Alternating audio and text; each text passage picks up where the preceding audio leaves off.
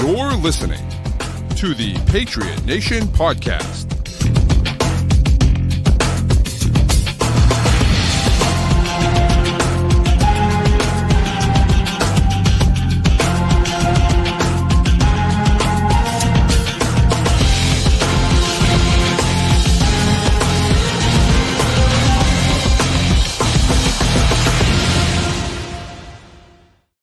All right, welcome into another edition of the Patriot Nation Podcast, a proud member of the CLNS Media Network. This show tonight is brought to you by Game Time.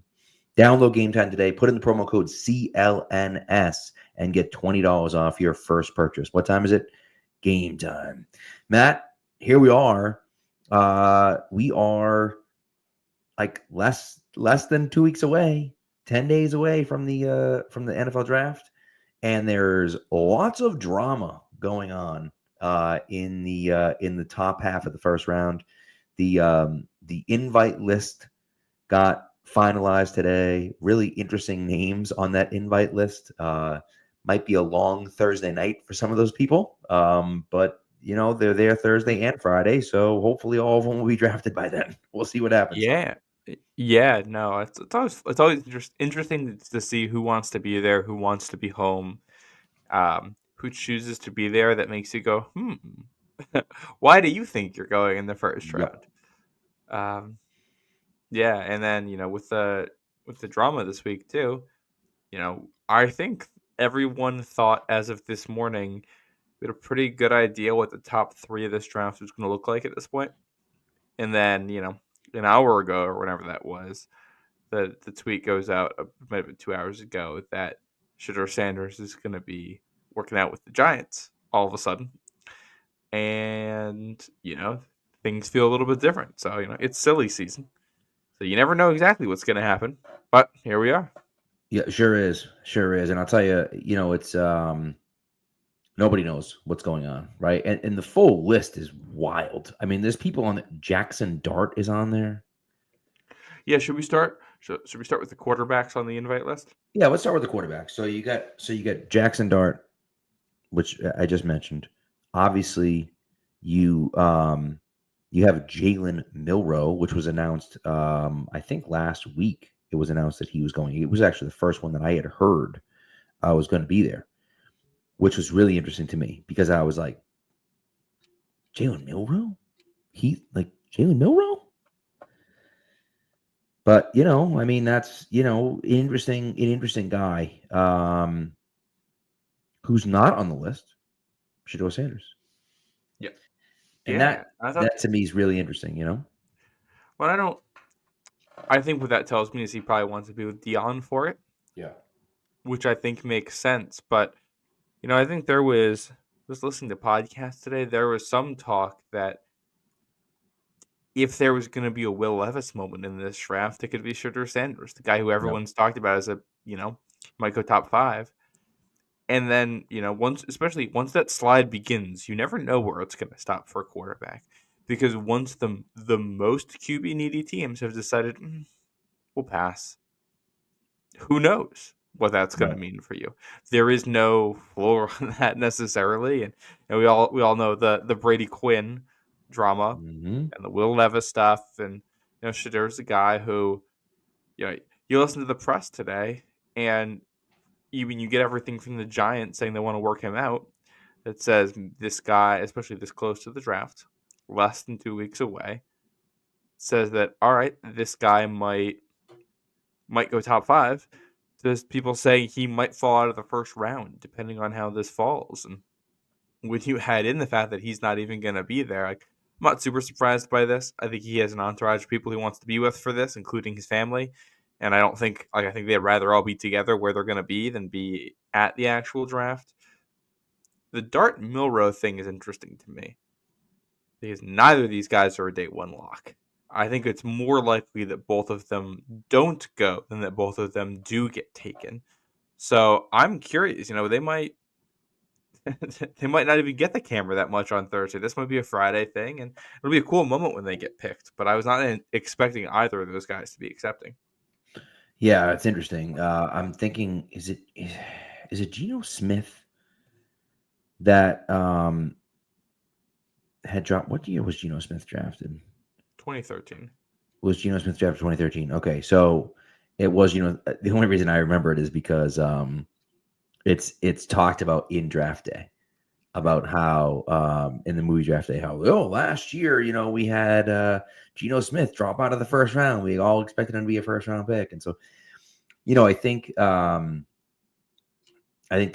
it's fascinating. And of course, I didn't mention Cam Ward is going to be there Thursday night. He will be there Thursday night. He's getting drafted number 1 overall. I think that's a done deal. Yeah.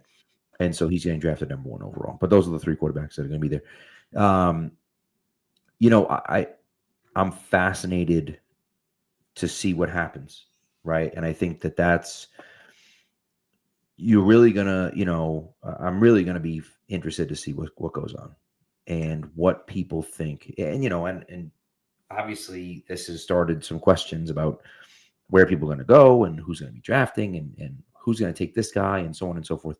Quarterback's such a unique position where you have to have the guy.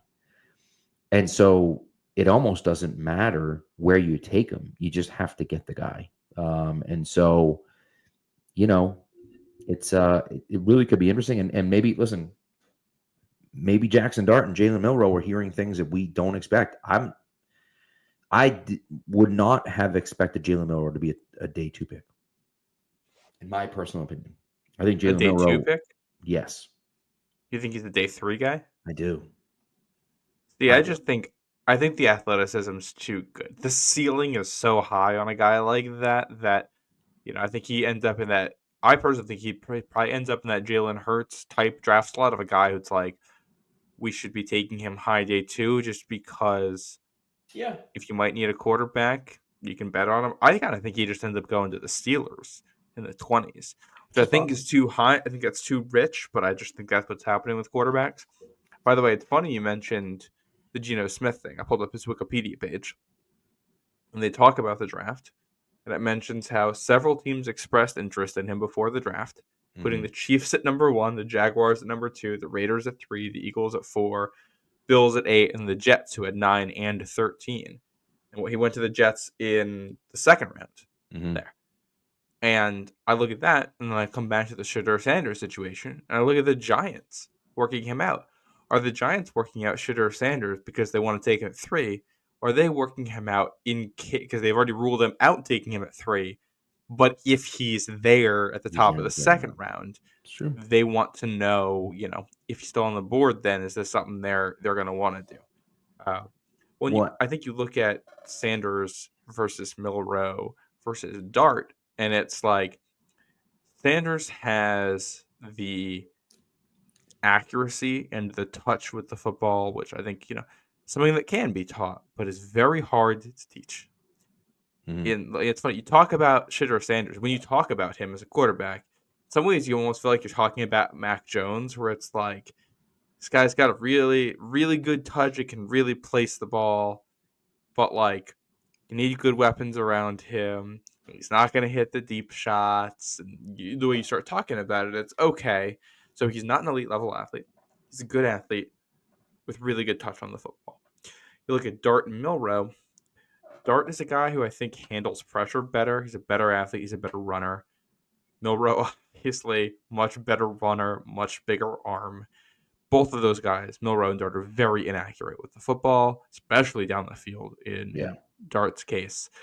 And neither of those guys really knows. None of the 3 of these guys are very good at the mental part of the game at this point in their careers. They all need to be much better there.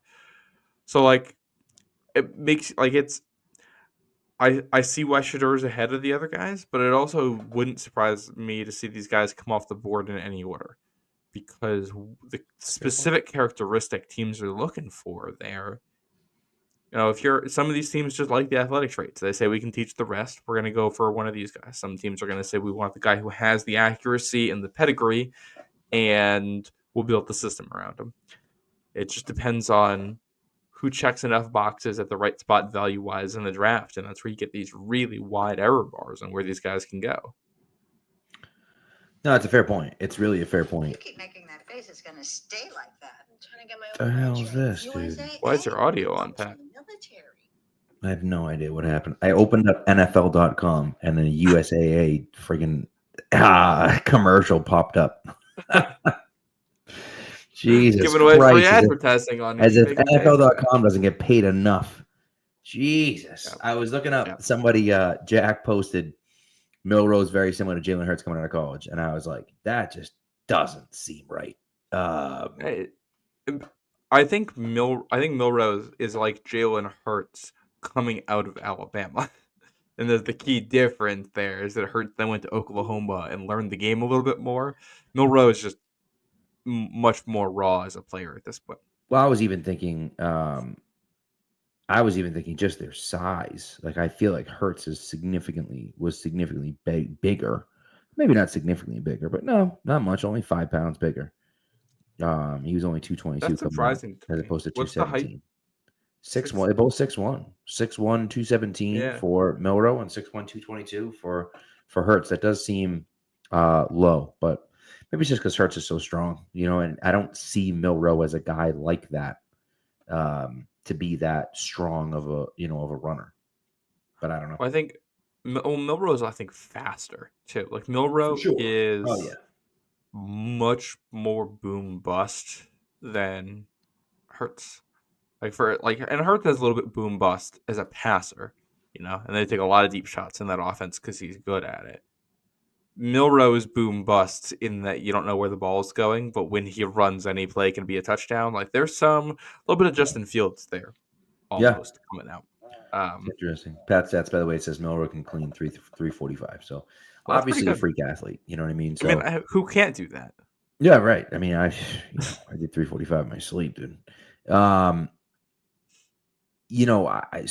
think so. The draft, and listen, part of this is silly season, as you say. One of the things that was interesting with me, where Shedeur comes out that Shedeur is working out with the Giants privately.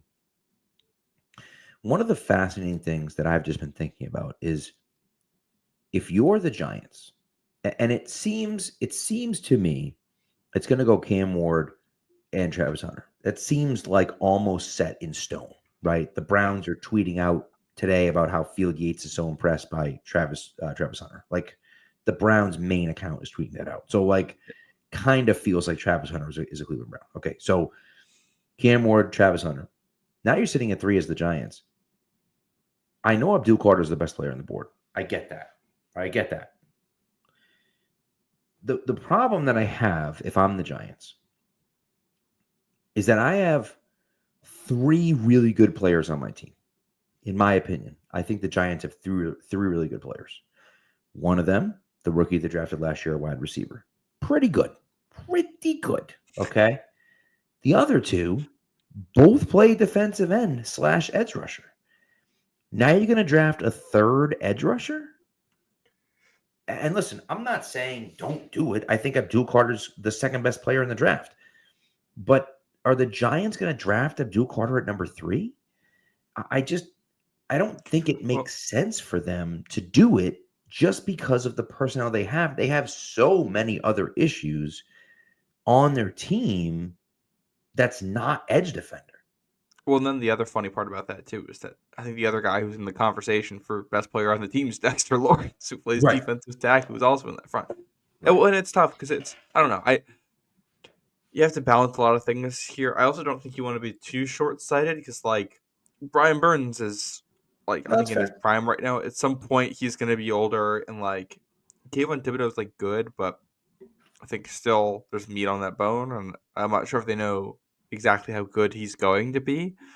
So, it's the best problem to have here, I think, is too many edge rushers. Did you see Jack? Did you see Jack message? He says they'll probably take Genty at 3. So good. Of course, call back to Saquon Barkley at 2. Yeah. I do. It is funny. Andrew Thomas has been, their offensive line has been not great. Right. Do you find it funny that we haven't had more of a Will Campbell conversation here or Armand Membu for the Giants? Just because, if they don't like the quarterbacks, right, and they don't think they need an edge rusher, the next most logical thing is probably to go offensive line.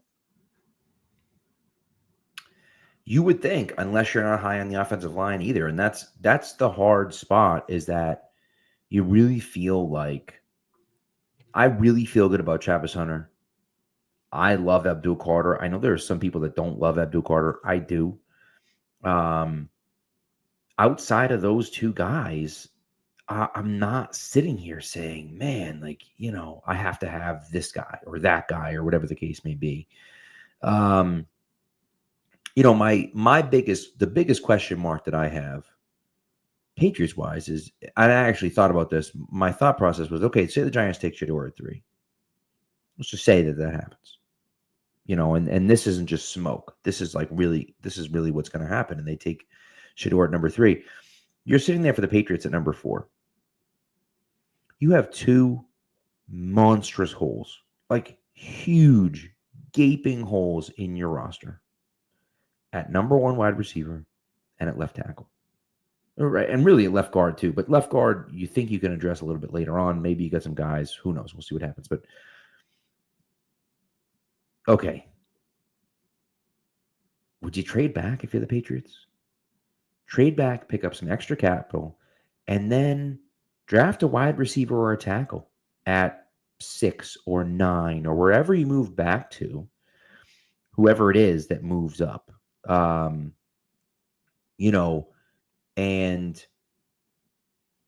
do you make that deal and say, all right, now we're going to get our tackle or receiver, and then we're going to try to trade back up into the first round and get the other one of those 2 positions. Now, again, are you drafting for need? I don't think necessarily we're drafting for need, especially early in a rebuild.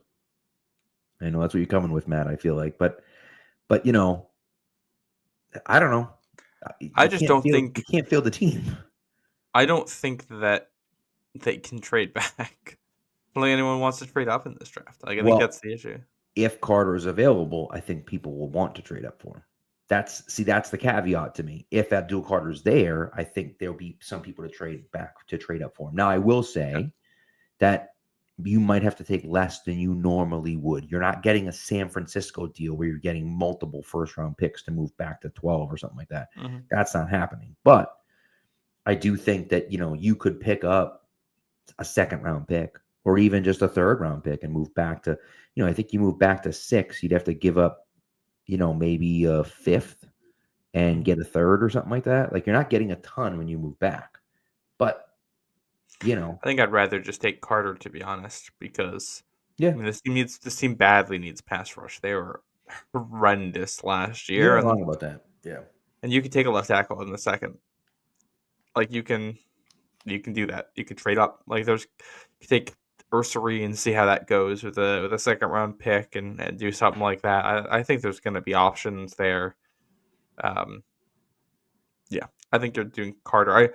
I will say, it's tough because we talk about all these options, what the Patriots could do at 4, and it's like it feels like every single one of these has so many pitfalls. Right. That's tough. Like I just have the Beast's top 100 up right now. Abdul Carter is the number 2. I love him. His ceiling is like Von Miller as a pass rusher. Yeah. There's also a world, we've seen this. One of these guys is on the pass roster right now.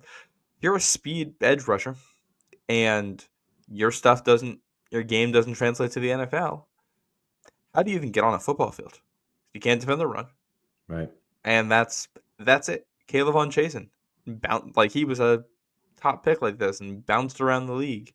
And not quite as talented as Abdul Carter, but he bounced around the league and wasn't productive at all until a short spurt last year with the Raiders. Now he's in New England on a cheap contract, trying to see if he can still hang on a roster somewhere. Like that's what happens with these guys. Number 3, Ashton Genty. We're going to talk about running backs tonight. Great prospect. Forget the positional value aside. There's a guy with a lot of wear from his career in college. You don't know how long his career is going to be in the NFL. Mason Graham at 4. Love him. Michigan, man. He is small with short arms. We talked about the arms for Will Campbell. Mason Graham has that too. Yeah. Jalen Walker is up here. He's a guy who I really like as a player, but he's a hybrid between an edge and an off-ball linebacker. He's not big enough to play the edge full time, And off-ball linebackers are kind of hard to draft this high. So there's a world where mentally it never clicks for him. He's too small to play the edge, and he's out of the league. Like there's no floor in these guys. Will Campbell is a very good football player on tape. He might not have long enough arms to be a quality left tackle, and he might be too high-waisted to be a quality guard, and he's just going to be a backup. Armand Membu might be just a right tackle. Tyler Warren. Tight ends are so Right. hit or miss in the draft. They You don't sure know what's are. going to happen there. Sure. Jamar Stewart. Can he play? He's athletic. Can he play football? Mike Green. Off-field issues. Colton Lovewood, another tight end. Tedero McMillan. Like, this is one of the issues is that, like, typically you're so worried about, like, there's a lot of Will Campbell stuff that makes me anxious about the idea of drafting him. And then it's like, okay, well, if we're not going to draft him, let's look at the other guys. And look at the other guys. And it's like, I don't feel great about any of these. No. Like, there's just a trap door that any of these guys can fall through, and that's it for their career. And it's that risk is why I think it's going to be hard to trade back, and you're just going to have to swallow it on somebody and hope that you aren't the one that, like you're spinning a revolver and you're just hoping.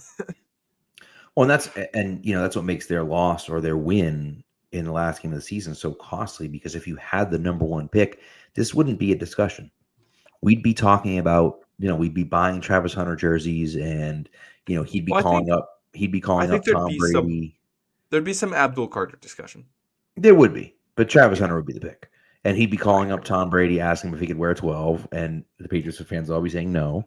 But but that's one of those. It's one of those interesting things where, like, you go from the number one pick overall to the number 4 pick in a draft that has really one guy that I'm 100% confident about, and that guy's gone because he's going number 2, and a quarterback's going number 1, and so that's hard for the Patriots to swallow, unfortunately. Now, again,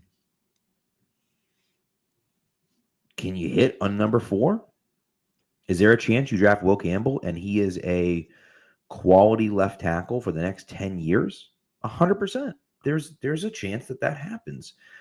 And that Will Campbell is, a good left tackle. Maybe he's not a Hall of Fame left tackle, but he's a good left tackle for a multitude of years, right? Matt Light never had super long arms. I know Matt Light's arms were longer than Will Campbell's, but by like a half an inch or something like that. So it's like Matt Light worked at left tackle.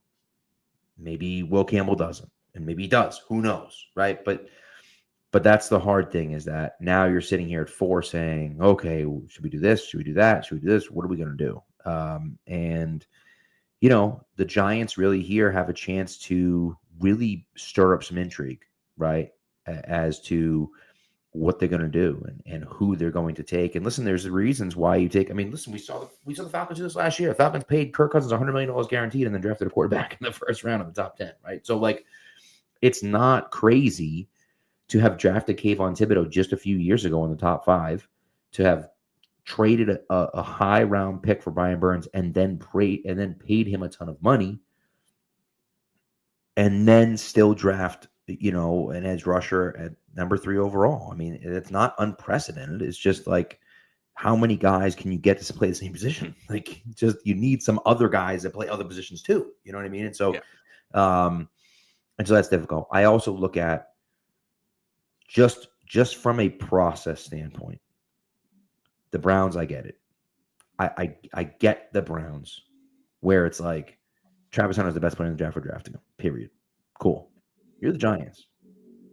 We're going to draft Drew Carter, or we're going to pass, and we're going to pass on a quarterback.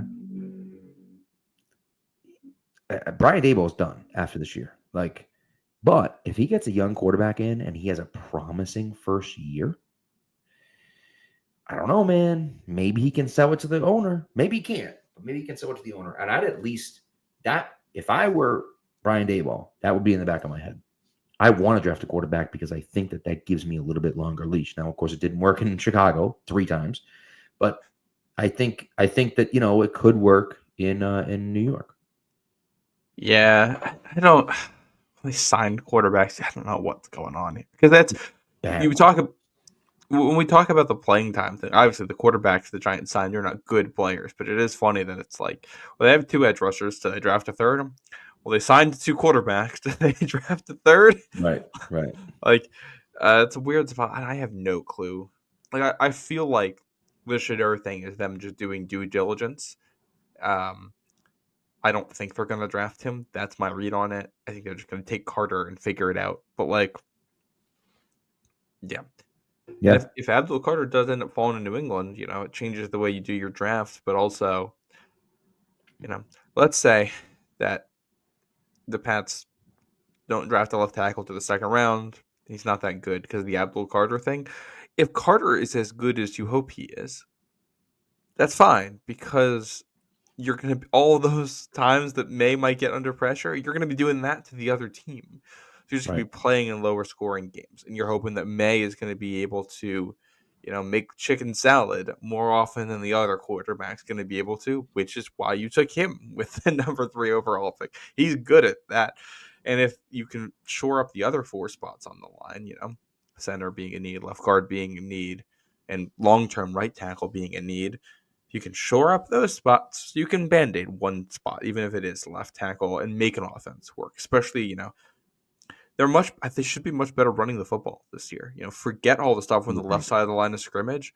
Garrett Bradbury has been a poor pass blocker his whole career. He's a good run blocker.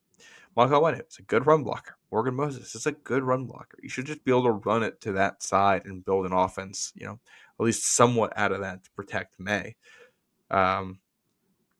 It's just a tough, it's such a weird draft class this year, man. And it's what you don't want to happen is you take Abdul Carter at 4, and the best pass rusher in the draft goes at 18. Right. Or you take, Will Campbell at 4, and the best offensive tackle is going at 26. Which is entirely possible in this year's class, and there's nothing you can do about it. It's just the risk that comes with it. Yeah, and that's unfortunately that's the cost of doing business, right? It's the cost of being a bad team, and now being forced to be in this situation. And so, not having a guy in the top 5 where you can look at it and say, "Man, that guy's nasty." Look at last year's draft, right? Number 1. Now, Caleb Williams probably had the worst year of any of the top 5 picks. Right. But, you look at Caleb. I mean, it's crazy to go down Caleb, Jaden Daniels, Drake May, Marvin Harrison Jr., who had a so-so year, but still a good year for a He rookie. still produced. Right. And then Malik Neighbors. That's a hell of a top 5, man. That's not, if we're sitting here at 4 this year saying we're taking Marvin Harrison Jr. at number 4, we'd be ecstatic about that. Right. And so, or for that matter, we're taking Joe Alt at number 4. Right, who goes number 6? If Joe Alt is in this class, I don't know if he even makes it in New England.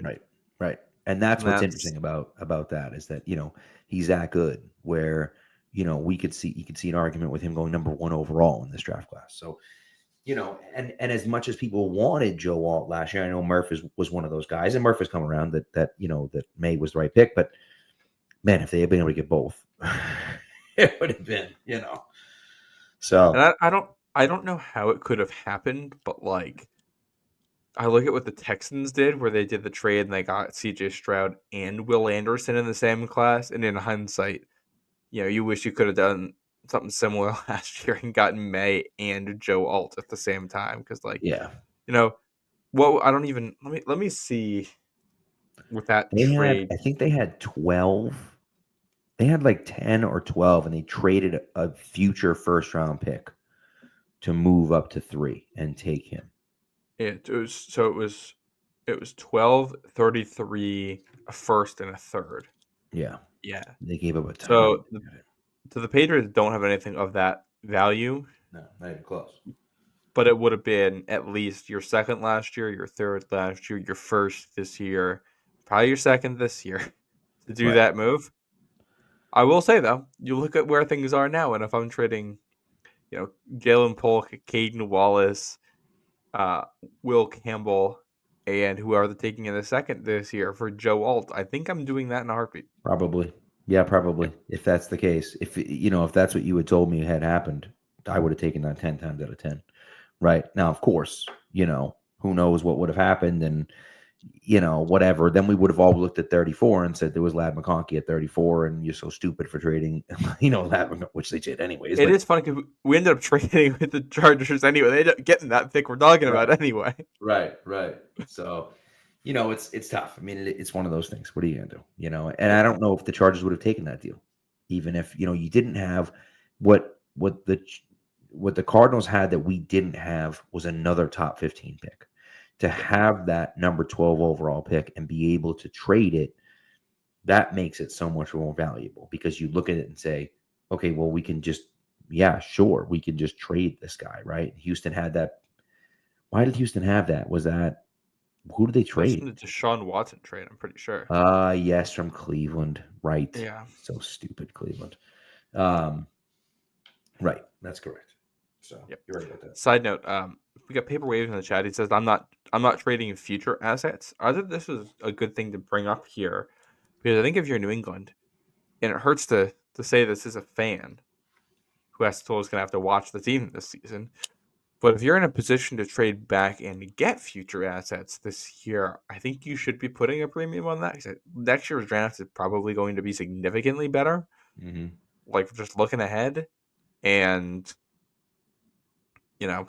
we'll see what value you'd be able to get on that. But I think anything you're able to get in the future, you should probably take, even if it means less picks this year. I think your team's already better this year.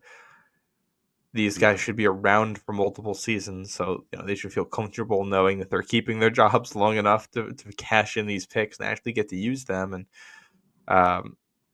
yeah, I'm just saying in the chat that next year's draft is worse. That's not what I've seen, but Well, it's also we don't know that, right? We don't have any information on that, and I'm not saying that it's better or worse or whatever, but like if you're telling me I can move back to 9 and pick up a, third round pick this year and a second round pick next year, I'll do it. And I'll be happy to pick up that second round pick next year.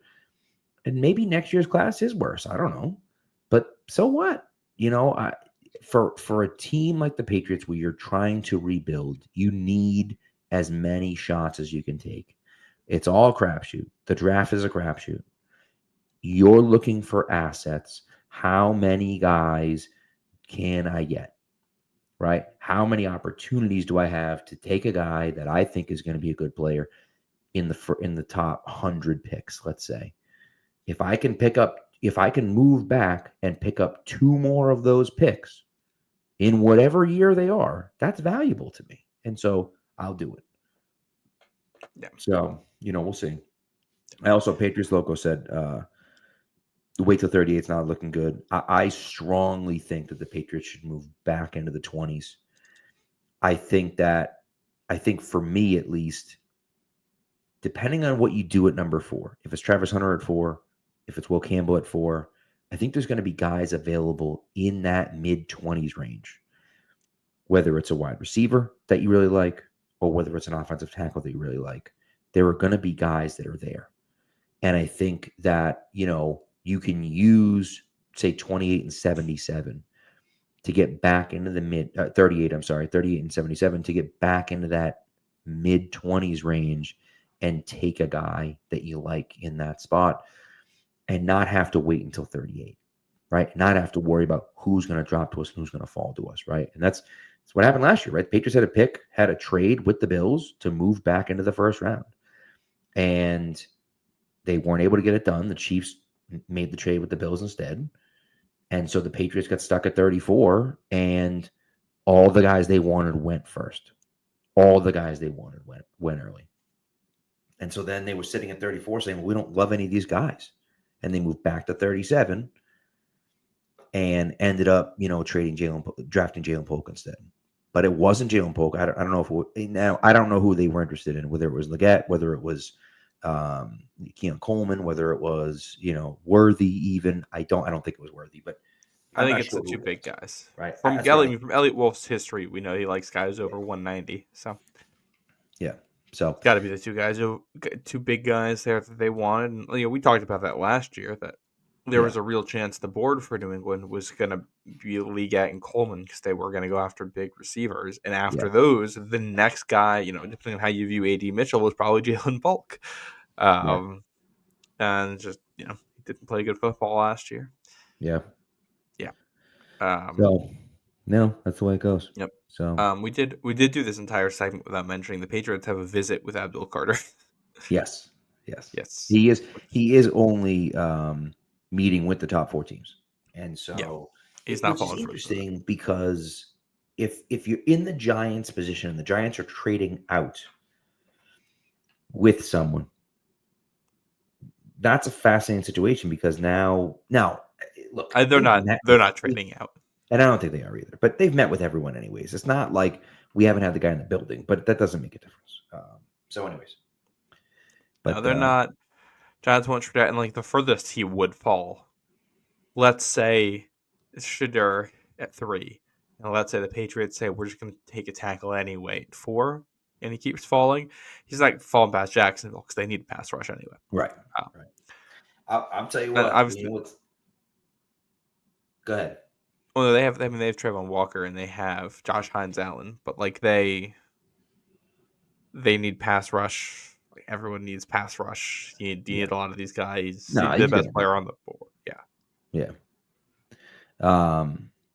Something just popped in my head, and someone mentioned Booker. What if the Patriots draft Will Campbell at number 4 and then at 38 draft a guard, right? Like Tyler Booker or something like that, which is I don't think it's outside of the realm of possibility. Oh, I think it's a highly likely scenario. Booker is going to be there at the draft. I think he's going to end up going in the first round. But like Donovan Jackson from Ohio State, totally a possibility there. Gray Zabel, if he's around, this team needs offensive line help. Like they need everything right now. And Zabel, let's say, if he's on the board at the top of the second round, is a really interesting potential pick because he's played all 5 spots on the line. Some people say he projects at guard. Some people say he projects at center in the NFL. Depends on who you ask. Depends on what team you want. But left guard and center are both team needs for the Patriots. And, I think there's some overlap between Gray Zabel and Cole Strange as prospects. Both of these are small school guys who are mobile zone first scheme fits, but who can really fit in any scheme, who can play center or guard in the NFL level, who are very athletic. So like that's where we're at with those guys. If they have Zabel's there at 38, I'd love that pick.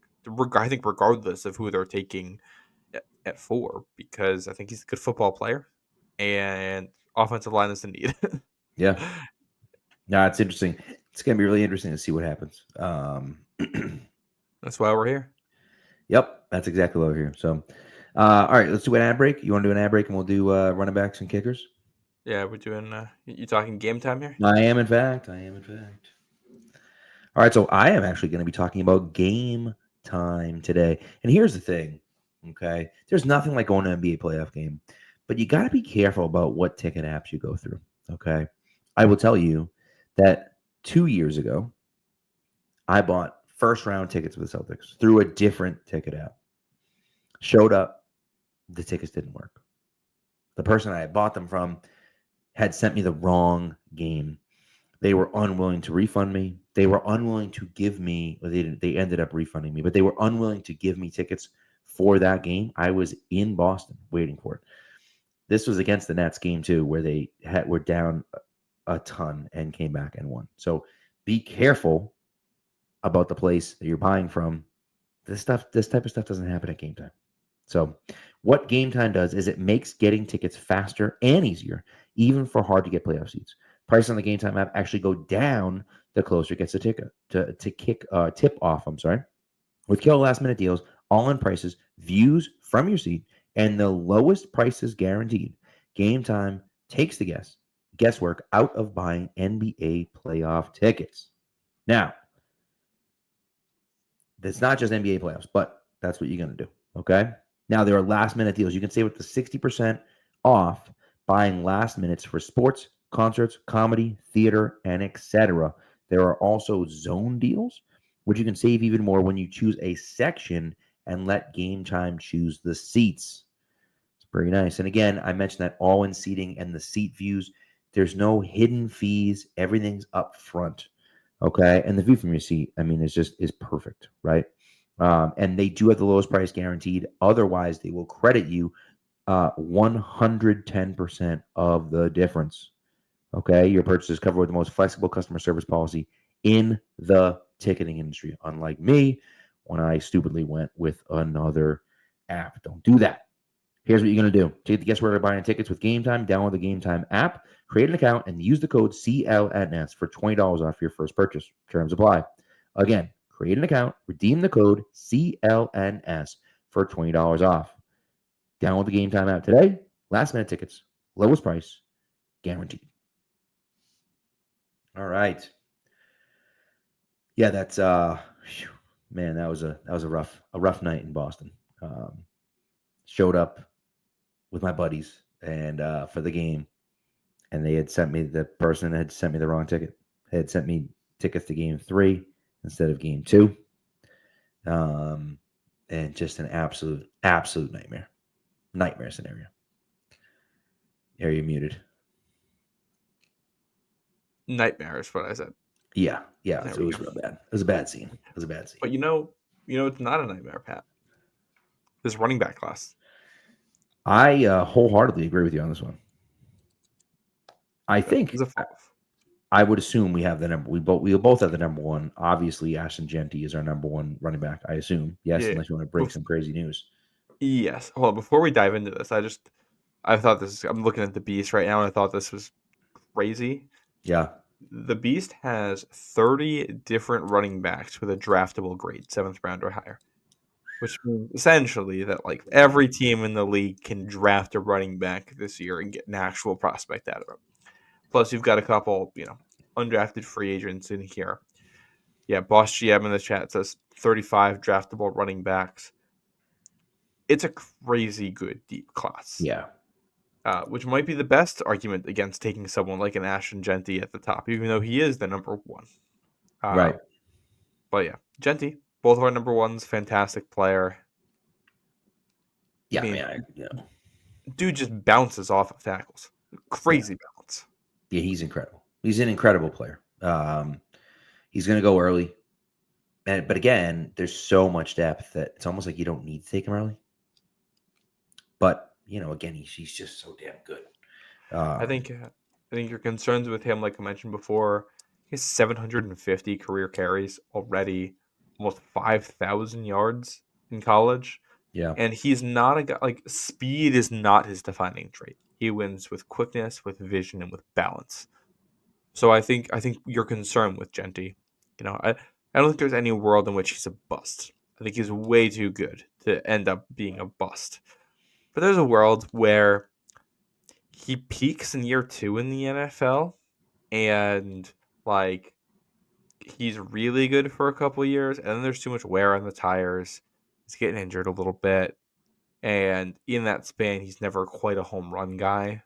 So, like, you're looking at we saw it happen with Ezekiel Elliott, where he's best running back in the league, and then a couple of years later, he's playing for minimum contract somewhere. I think you worry about something like that with Genty, and maybe with the highs not being quite as high as they were with Elliott. But that's still worst case outcome, which you're getting a very good player for a couple of years out of. Love his game. So much fun to watch. No, me too. And I don't want to say Leonard Fournette, but I will say Leonard Fournette anyways. He's not Leonard Fournette, but a similar situation with Leonard Fournette where he wasn't the fastest guy. He relied a little bit too much more on strength than Genty does. But nevertheless, I think that, I think there is a concern. And running backs, no running backs are sure things. It's just not, that's just not the way it is. So, yeah. All right. Genty's our number one. My number 2, and I'm assuming your number 2 as well. I don't know. We'll see. Is Omarion Hampton from UNC, Drake May's college running back. Just awesome. Just awesome. A ton of fun to watch. Explosive with the ball. Great contact balance. I love the kid. I had the Patriots in one of my mocks trading up into the second to take him. I don't even know if he's going to be available in the second. I think he might end up going in the first, at the back end of the first round. But But man, he's awesome, and he has the potential to be a workhorse. Yeah, and you can use him on passing downs too. Over 600 career receiving yards, so he's useful there. He's a 3-down back. It's funny, you don't really think of this concept with running backs, but he's almost got a speed to power move because he'll accelerate into the second level and just use that to bulldoze right through guys, which is very fun to watch. I quite enjoy that. Yeah. Fun running back. Non-zero chance this guy ends up being the best running back in the class when it's all said and done, just because you never know what's going to happen with injuries. Although he has some wear too, over 600 career carries, over 3,500 yards. So you worry about that a little bit with him. And he's just not like he doesn't.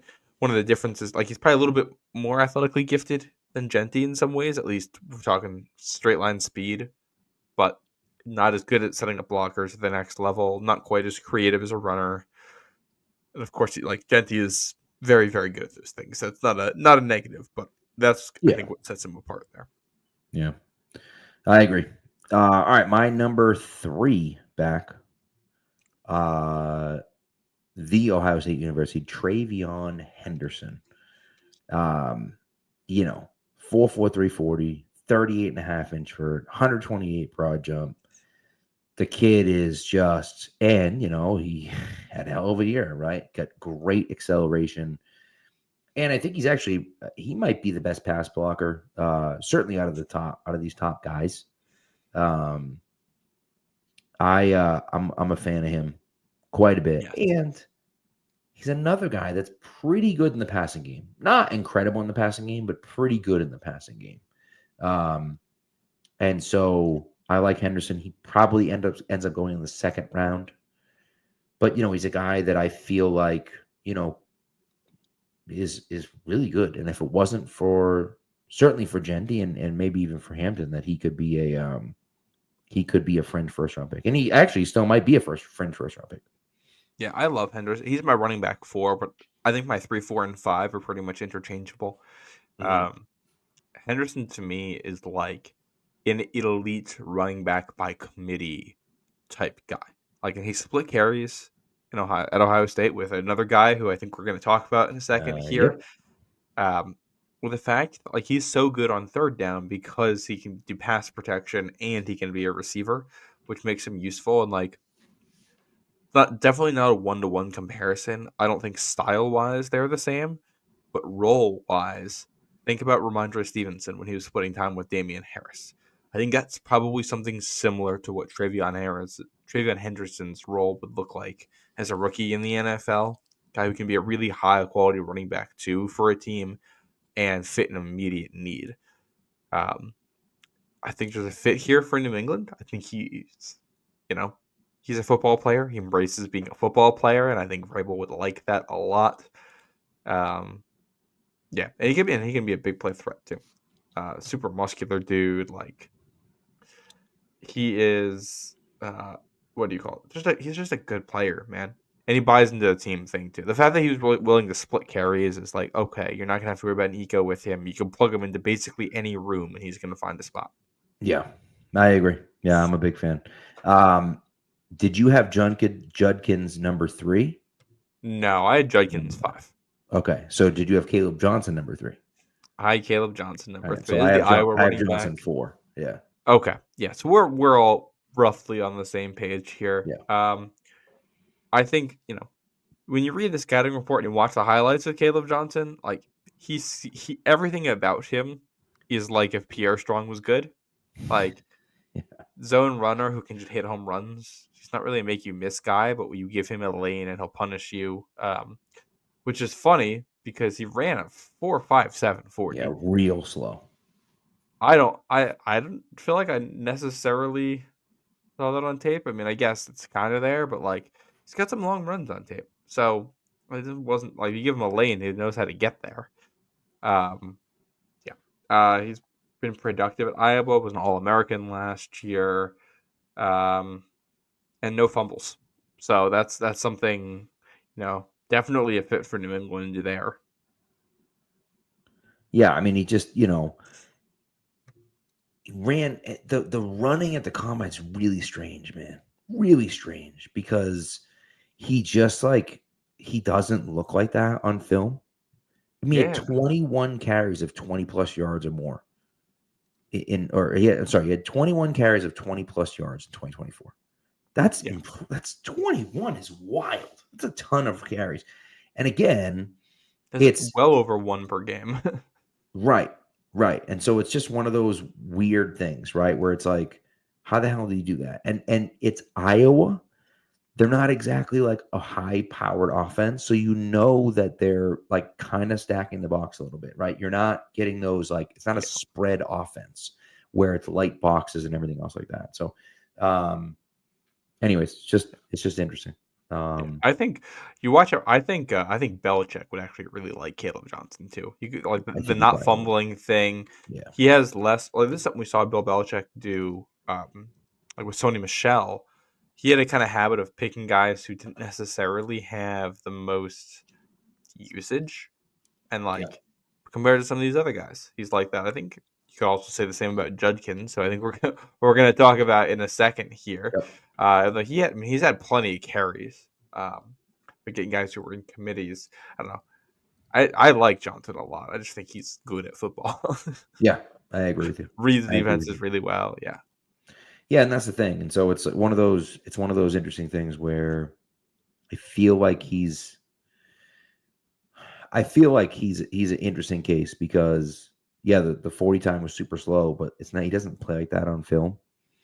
But then he kind of When- gets lost in the shuffle a little bit when you talk about Genti and I've seen a lot of love. Obviously, I've seen a lot of love for Genti, and I've seen a ton of love for Omar and Hampton.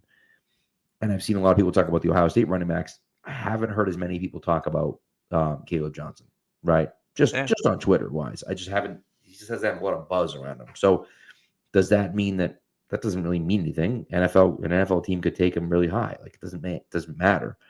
It's just we haven't heard as much about him. The buzz on him is a little bit lower. So, Yeah. The but nevertheless, other thing I maybe meant to it's a run mention back. for him in that zone scheme they ran at Iowa, really good at setting up defenders at the second Yes. level. Which is also, you watch him a little bit and it's like, man, if the 49ers got their hands on him, especially with the Christian McCaffrey issues, like he'd be scheme fit wise, he'd be really, really good there. Yeah. Yeah. Though we all know that, Kyle Shanahan's addicted to taking really fast running backs who don't know how to play football. So I That's doubt very that's going true. to happen. It is very true. Maybe it'll change. You never know. All right, number 5, as you mentioned, is Quinn Sean Judkins from Ohio State. By the way, Matt pointed it out once again.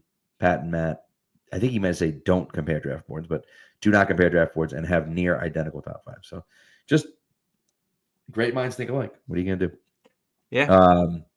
So Judkins again, 4.48 in the 40, 1.51 10-yard split, which is really good. 38.5-inch vert, 132-inch broad jump, and 24 reps on the bench. He just like the kid's awesome. He's awesome. Yeah. And again, split time, still had 14 touchdowns this year. So like It's crazy because you talk about splitting time with Judkins and Henderson, and then you look at the numbers for right. Judkins, and like he's got more carries than Ashton Genty. Yeah. That's 739 carries. He's a split guy who's splitting backs. Part of Yeah. that's because he was at Ole Miss for 2 seasons before coming to Right. Ohio State. But like, man, he's 194 carries and over 1,000 yards last year, splitting time with Trevion Henderson. Yeah. Yep. Yeah. So it's interesting. So we'll see. I'm man, he runs really well. 6 feet 219. Just a big dude, man. And he's fast as heck. And again, Playmaker.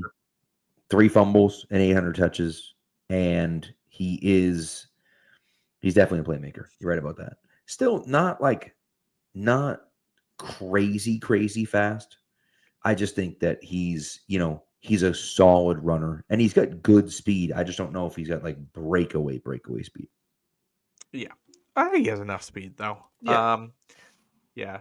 He's just a good player. And for me, like I think this is if you zoom out and look at like this running back class, I think there's just a little bit of a I think there's Genty in his own tier, Hampton in his own tier. These next three in their own, and then Mm. after this, it's like that next tier could be like 8 or 9 guys, Yeah. depending on how you like them. Because Dylan Sampson is there, who I just don't.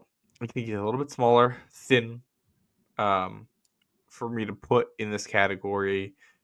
Jordan James from Oregon, who I really like RJ Harvey from UCF, who is a lot of fun. He is explosive, and he's someone the Patriots met with twice, so that's a name to Yeah. watch. Mm-hmm.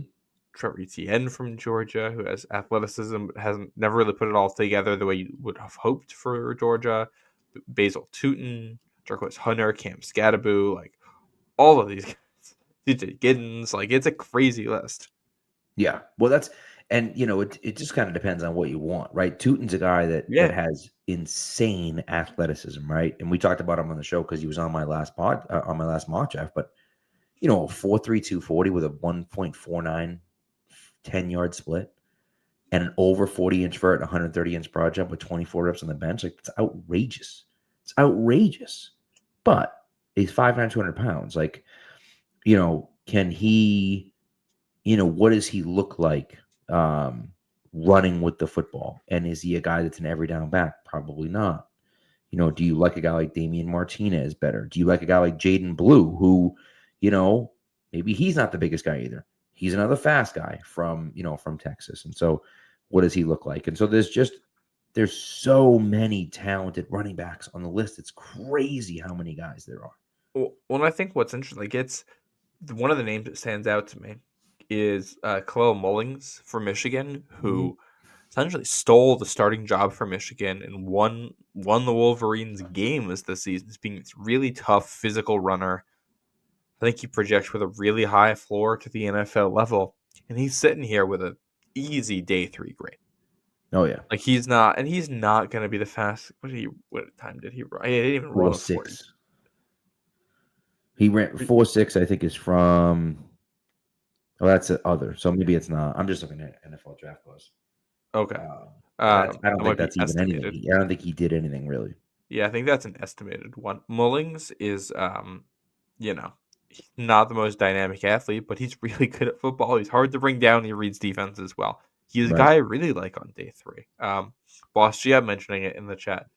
Donovan Edwards, the other Michigan guy, is like a 7th round pick right now. Right. And he's a guy that never put thought. it. Yeah, like he's known for his big plays more so than any kind of consistent production. Which is funny. I took him one of the mocks and I was going through his plays, and it's like, this is a dude who has a running back threw a 75-yard touchdown in the Big Ten championship game, who had 2 runs of 75 yards or longer at Ohio State to beat them in 2023 or 3. Yeah. And then in 2024, in 2024 he had also in 2023 he had the 2 touchdown runs in the Natty. And in 2024 he had some good plays too. And it's like he's just a big game player. Like he has shown up in those moments for Michigan. One thing that's funny to me is you look at the national championship game. That is where he kind of burst onto the scene. His 2 touchdowns against Washington are what got him on the cover of a video game. Those 2 touchdowns, he was the third running. It was the first drive when he scored the first one. He was the third running back to enter the game for Michigan. Yeah. So Blake Corum came in, and then Cole Mullings rotated in, and then Donovan Edwards. He just happened to be the guy to break the run, but really athletic guy who has never fully tapped into that. Like, you can get him or a Marcus Yarns on day 3. The value of that to me is so high that it makes you really question taking somebody on day 2, even though those guys are all really good. Right. And Paper Waves has been all over Yarns since James White 2.0, and we know that he's spinning some thread in the comments there. He's a huge fan of Marcus Yarns. Look at you with your pun. Love it. Thank you. But Yarns concerns me only because he doesn't have great lateral agility. But let's whatever, dude. If we're taking, you're taking him in the 7th round or whatever, I'm betting that he can figure it out. You know what I mean? maybe you want to take Brashard Smith from SMU instead, who's, got a little bit of speed and kind of go from there. And, but it's interesting. Like they're looking, Robert Kraft said they're looking for a speed back. They're obviously looking for a fast guy. Right. And so what is that guy they're looking for? Right. Is Mullings going to be that guy? Probably not. That doesn't necessarily mean that they're not going to take him. They could still take him. I mean, Kim Scatabo ran 4.6, right? Like, same thing. He's slow as molasses, apparently, but I don't care. He's just a football player. Like, put him out there and see what happens, and I think that the time drops him down, but so what? If the guy can play ball, he can play ball. Well, I also think you look at New England's roster. I mean, what do we have at running back right now? Like, it's Antonio Gibson and Ramondre Stevenson. That's it. So there's room, depending on the way the draft falls, how many picks you have, to draft two guys. You can draft a speed guy and a power guy if you want, because Antonio Gibson's just a guy. I like him. I think he's a useful player, very athletic guy. He's a fine player. You can upgrade on him. Ramondre Stevenson, you don't know what you're getting out of him right now with his fumbling issues. Plus, it's a position where you really need depth. If you like this running back class and you just take two running backs on day 3 and you take, say, Scatterbo falls, you can get him in the 4th, and you take a guy like Donovan Edwards in the 7th and say, all right, we got a speed guy and we got a power guy, and these guys are going to be our backups year 1, and we're going to go from there. Like, that's fine with me. This class, the depth in this draft class as a whole for all the positions I don't love. So if you just like the running backs, take the running backs. Yeah. And I think too, like, I'd be okay if you keep those 2 third-round picks. I'd be okay taking a running back at one of those third-round picks. I wouldn't hate that, No, I don't know if they'll still have those 2 third-round picks, especially if they trade up back into the first round. But if they have them, I think it makes a ton of sense to do that. So, agreed. Any other backs you want to mention? We mentioned Basil Tootin. We mentioned Brashard Smith. Quinn Allen. I know people like him from Syracuse. Damian Martinez, I mentioned on Miami. That's all I got on my list. So, Ollie Gordon from Oklahoma State and Devin Neal from Kansas. Yeah, Devin Neal. I think I like those. Devin Neal's played a lot of football. He's just a good player. Slow, but he's a good player. Yeah, it's all right. Yeah. So, all right, let's get into our. We say specialists, really just kickers, right? Yeah. We had said specialists, we're just going kickers, and so I think number 1 on my list is Andres Borregales from Miami. I think he's the most technically sound of the guys. You just feel like he's a guy that gets it, right? That he's got a good arm, good leg, I'm sorry. But he's just like, he can place it on a kickoff. He can do all sorts of different things. And so I think that, Borregales is probably number 1 on the list. Yeah. Yeah, I think so. They met with him. Did they meet with him twice? Met with him at least once. Yeah, you might be right. Yeah. Just reading the scouting report. Not the biggest leg, but pretty accurate. Made 86% of his kicks in college. 75% from 50 plus, which is pretty good. 99.5% on the extra points, which are from like the 3-yard line in college, so much shorter. It was 183 out of 184, which is good. So if it's close, he can drill those. He's, I think, the number 1 kicker on the board right now. That's it's NFL draft lands their line. They have him as a 5th or 6th round pick this year. Yeah. I don't know if I'm taking a kicker that high if I'm New England, but that's where he falls there. Yeah. And I was back and forth on who to take next. I ended up going Ben Sauls with my number 2 out of Pitt. Multiple game winners. He had a 58-yard game winner against Cal this year. He's just like one of those guys that's, has hit some clutch field goals. And I feel like that's something that you really kind of can't teach. So the fact that he does it in those pressure moments gave him a little bit of the edge to put him in second. Okay, yeah. Sauls, I believe, is a lefty, right? You know what? I think you're Or am I right. confusing him with something else? Yeah, he's a lefty, Yeah. which I think is really interesting. Mhm.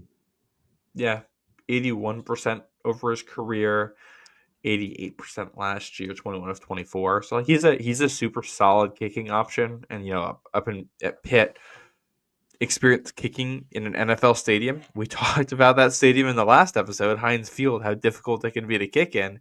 Yeah. That's where he's kicking, and you get some cold weather games there, so you like the experience on him. Um, what's his long field goal? That I don't have in I front think of it's me. 58. 6 or 7 beyond 50 yards this year in 2024. I guess last Okay, year in 2024. So, and I yeah, oh, believe 50. 58. Yeah, he had 2 from 57 and 1 from 58 last year. Yeah. Um, yeah, so I mean it's good. It's the weaknesses here. They say his operation time is slow on kickoffs, or sorry, on kicks. Yep. I don't know how Which is correct it an was. issue, Like, I'm not gonna obviously. even pretend to be an expert on any And of that's the this stuff. thing. I don't know what the hell I'm talking about when we're talking about kickers, but I like the idea that he played at Pitt, which means he, dealt with adverse weather. He kicked at a stadium that's hard to kick at. And I like the fact that he hit some kicks, in some tough situations. And so to me, that's the only reason that I had him at number 2. Yeah, Um, but 3 on my list is Ryan Fitzgerald from Florida State. yeah. I didn't He- I didn't go past 3 for kickers. yeah, yeah, I don't know. I added a 4 and a 5, but they're just random dudes that I don't think the Yeah, Patriots would take either of those guys anyways. Fitzgerald got 50 plus field goals in his career. Went 5 for 5 last year in 2024. Um, from 50 plus, and um, I think on the other side of it, I think that he has a quick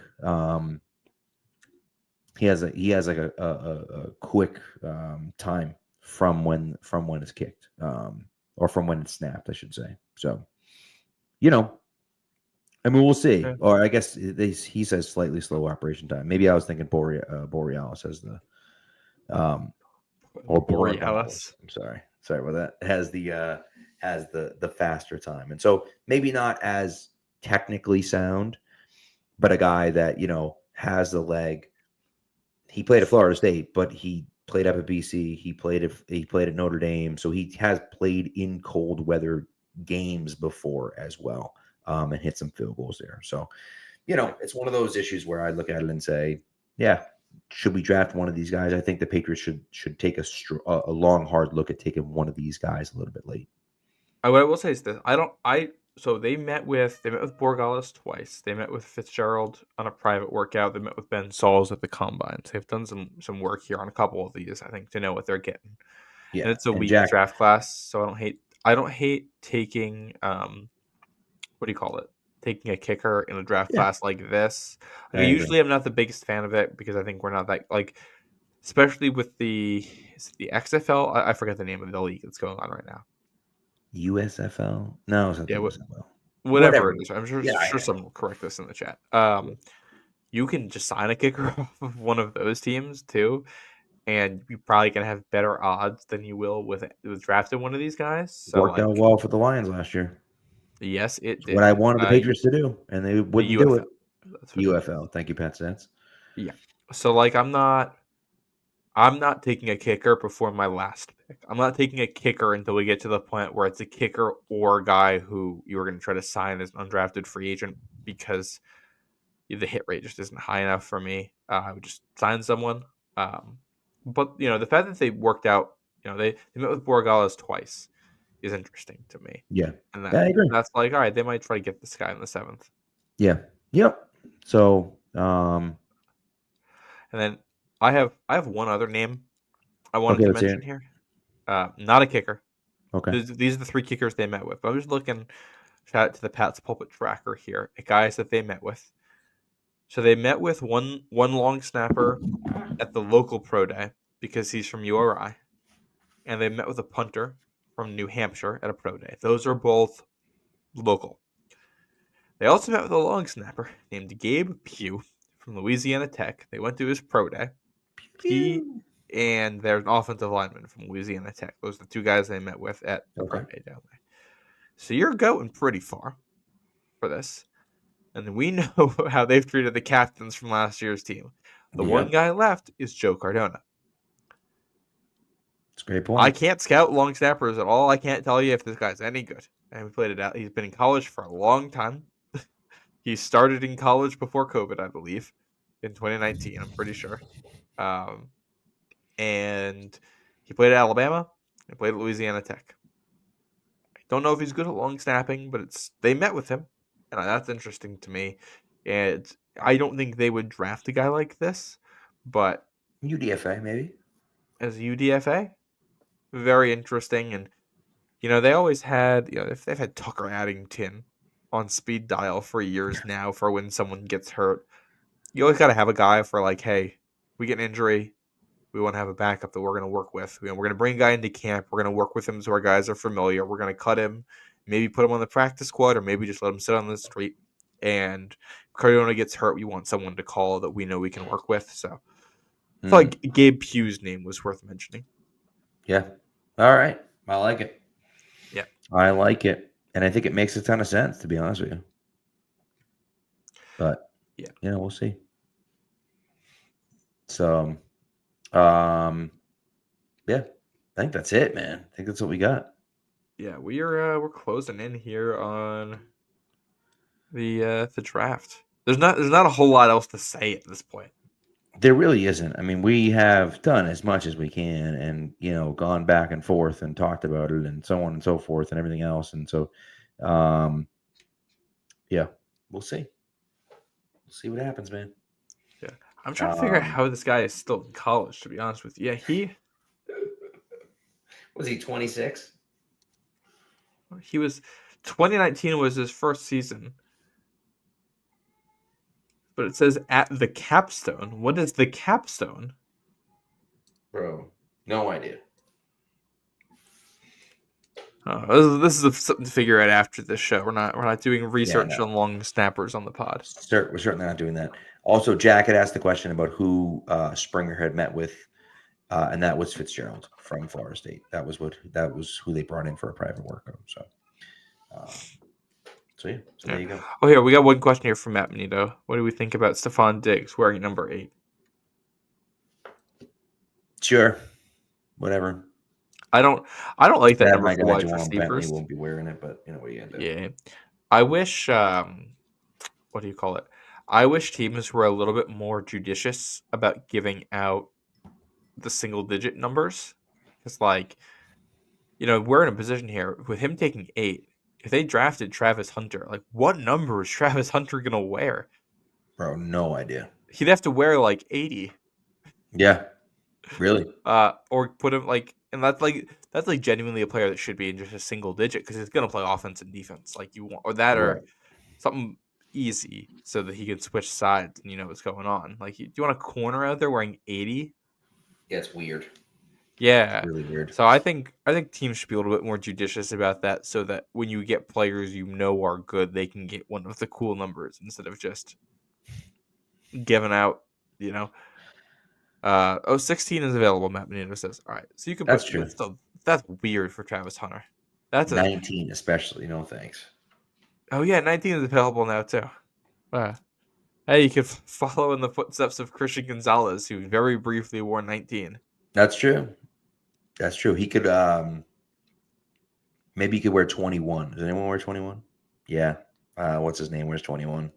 The safety. Oh, Jalen Hawkins. Yep, Jalen Hawkins wears 21. Paper Waves asks 12 backwards. Yeah. Paper Waves asks who's got 3. That's Pop Douglas. Pop Douglas. Yep. Yeah. Yeah, Pop's got 3. 4 is Gibson. 5 is Peppers. Yeah. Okay. Matt Menino is totally. Matt Menino 6 totally is the punter. Dude, Matt Menino totally owned us here. Pats have had a corner wearing 80 before. It was That's fair. There actually might not be a more appropriate number for. It's a great point. 2 interceptions as well. Yeah. So yeah, I think that's all we got on this. We're talking. That's it. We're out of here. So Listen, thank you for tuning in, everyone. One quick thing, just that I want to mention to you, okay, that would really help us out if you can. Can you do us a favor, please? And can you subscribe to the podcast? Can you like and leave a review for us? We'd really appreciate it. For those watching the show on CLNS, go ahead and hit the like and subscribe button on Patriots Press Pass on the YouTube channel.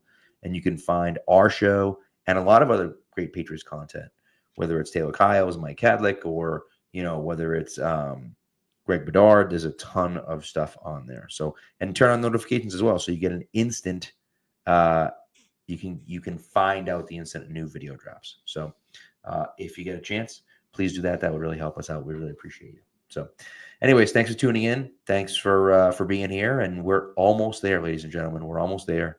And Thursday, we'll talk to you guys Thursday. So be good to each other and have a great night. Go Pats.